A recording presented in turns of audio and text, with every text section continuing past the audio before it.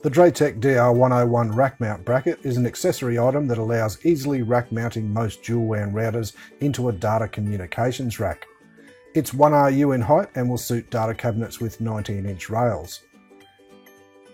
In the box you'll find the bracket and a packet of screws and clips. To fit a router into it, you'll notice slots on either side of applicable routers just behind the faceplate.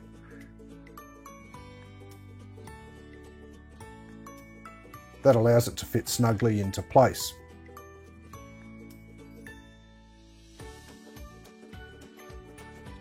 Mounting it into a rack is easy, just attach it using the included screws.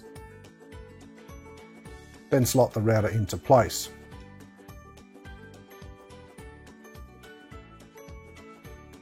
Switch the router on and you're away.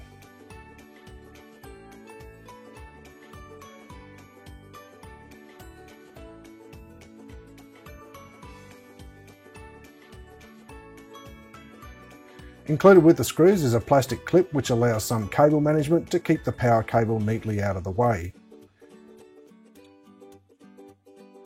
Current model routers that fit the DR101 include the VIGA 2865, 2866 and 2927 series routers.